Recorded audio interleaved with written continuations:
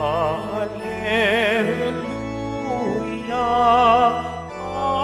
Alleluia, Alleluia, Alleluia.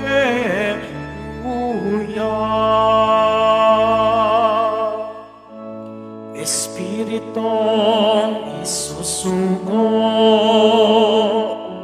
totoo ang ituturo, pangako ni Kristong turo. Alleluia, Alleluia,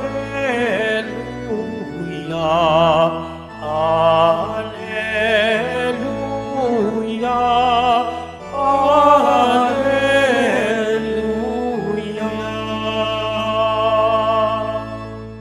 Sumainyo ang Panginoon. At sumaiyo rin. Ang mabuting balita ng Panginoon ayon kay San Juan. Papuri sa iyo, Panginoon. Noong panahong iyon, sinabi ni Jesus sa kaniyang mga alagad, "Ngayoy paroroon na ako sa nagsugo sa akin. Wala isa man sa inyong magtatanong sa akin kung saan ako pupunta. At ngayong sabihin ko na sa inyo, natigib kayo ng kalungkutan. Ngunit dapat ninyong malaman ang katotohanan. Ang pag-alis ko'y sa ikabubuti ninyo, sapagkat hindi paparito sa inyo ang patnubay kung hindi ako aalis. Ngunit kung aalis ako, susuguin ko siya sa inyo.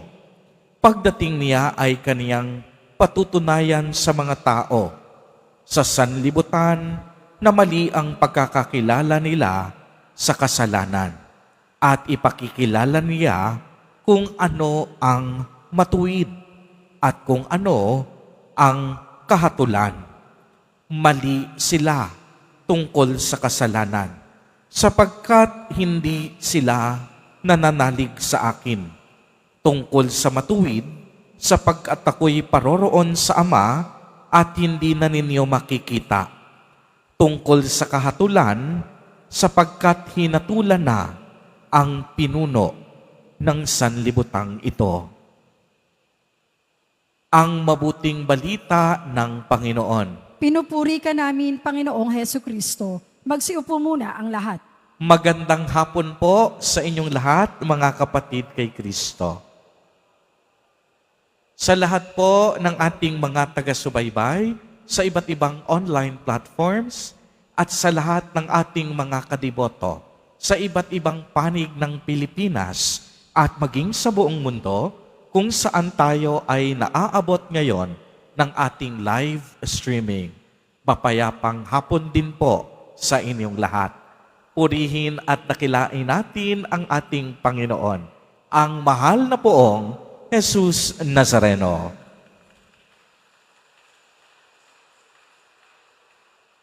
Mga kapatid kay Kristo at mga kadiboto, malugod po namin kayong tinatanggap sa Basilica Minor at Pambansang Dambana ni Jesus Nazareno.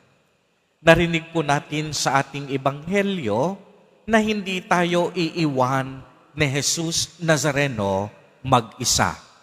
Sa darating na linggo ay ipagdiriwang natin ang dakilang kapistahan ng pag-akyat sa langit ni Jesus. Kaya nga ngayon pa lamang narinig na natin na tila baga si Jesus ay nagpapaalam na sa kaniyang mga alagad at sa kaniyang mga apostol. Ngunit may mahalagang sinabi si Jesus na sa kaniyang pagbabalik sa Ama ay may isusugo siyang kahalili niya. At yan ay ang banal na Espiritu Santo. Kaya nga mahalagang malaman natin kung ano nga ba ang kahalagahan ng banal na Espiritu at ang mga kaloob nito sa atin. Ang banal na Espiritu po ay sinugo ng Ama sa pamamagitan ni Jesus Nazareno. Unang-una, upang akayin tayo sa landas ng katotohanan. Ibig sabihin, ang Espiritu ng Diyos ang siyang magpapatotoo sa pagka-Diyos ni Jesus Nazareno. Kaya't ang banal na Espiritu ang magtuturo sa atin kung sino talaga ang ating pinaglilingkuran, ang ating Nuestro Padre Jesus Nazareno. Sa pamamagitan ng Espiritu, nagkakaroon din tayo ng lakas upang paglabanan ang lahat ng tukso o anumang kasalanan na umaalipin sa atin. At sa maraming pagkakataon, ang banal na Espiritu ang nagbibigay sa atin ng liwanag at tanglaw. Kaya nga ang banal na Espiritu ang siyang magpapabanal sa atin. Kaya ang banal na Espiritu po ay may 7 kaloob. Unang-una, karunungan. Ito ay nagdadala sa atin upang maunawaan natin kung ano nga ba ang banal na kalooban at kagandahang loob ng Diyos. Kung tayo ay sumusunod sa kalooban ng Diyos, ibig sabihin, maliwanag sa atin ang kautusan ng Panginoon. Mayroon tayong karunungan sa kaniyang mga utos. At yan ay dahil sa Espiritu Santo. Ikalawang kaloob, pagkaunawa. Ito ang tumutulong upang madama natin ang kagandahan ng ating pananampalataya. Dito, nakikilala natin kung sino ang Diyos at makikilala ang kaniyang nilikha at kung paano siya kumikilos sa mga pangyayari sa ating buhay. Kaya nga, ang kaloob na ito ng Espiritu Santo, ang pangunawa, ang siyang tumutulong sa atin upang makita at madama natin kung paano kumikilos ang Diyos sa ating buhay. Di po ba't may mga pagkakataon na ang akala natin wala ng solusyon, pero nagkaroon ng katuparan ang ating panalangin. Nagkaroon ng solusyon ang akala nating imposible. Yan ay dahil sa kaloob na pangunawa ng Espiritu Santo. Ikatlo, kaalaman.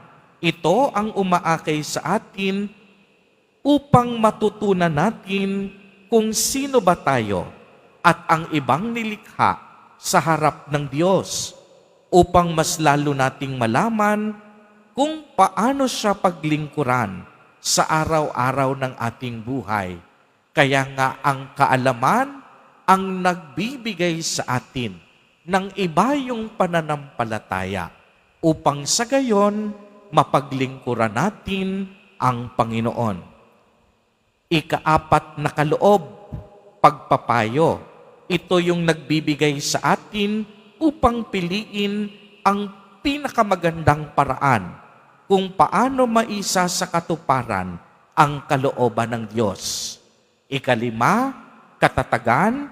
Ito ang nagpapalakas sa ating damdamin at nagtutulak upang gawin kung ano ang tama at mabuti at mapuno tayo ng katatagan at tibay ng loob habang isinasagawa natin kung ano ba ang nararapat na kalooban ng Diyos.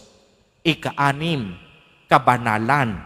Ito yung nagpapanibago ng lahat ng ating ginagawa upang maging matamis, magaan, at kaaya-aya tayong mga anak ng Diyos na naglilingkod ng ating sarili sa Panginoon. At ang ikapito, banal na pagkatakot sa Diyos. Ito yung nagtutulak sa atin upang lumayo at umiwas sa udyok ng kasalanan. Kaya nga sa pamamagitan ng Espiritu, na paglalabanan natin ang mga tukso at pang-aalipin ng demonyo. Mga kapatid, ito ang kapangyarihan ng Espiritu Santo sa ating buhay bilang ating tanglaw, gabay at patnubay. Sa pamamagitan ng Espiritu Santo, mas higit nating nakikilala ang Diyos at siya'y nagpapatotoo sa atin sa katotohanang lahat tayo ay mahal ng Diyos. Kaya ang hamon sa atin, mamuhay tayo sa katotohanan at kabutihan. Dahil ang Espiritong isinugo ni Jesus ay Espiritu ng katotohanan at kabutihan. Mga kapatid kay Kristo, sa ating panahon sa kasalukuyan, kasama natin ang banal na Espiritu. Kaya ang isang taong puspos ng banal na Espiritu, siya ay laging gumagawa ng mabuti. At ang taong palagawa ng mabuti, puspos ng kabanalan ng Diyos. Kaya magandang suriin mo sa iyong sarili. Ano ba ang iyong mga gawain sa kasalukuyan? Ito ba ay mabuti o ito ba ay masama? At kung ang sagot ay mabuti, ibig sabihin, ikaw ay pinupuspos ng banal na Espiritu ng Diyos. Amen. Amen. Purihin at dakilain natin ang ating Panginoon, ang mahal na poong Jesus Nazareno.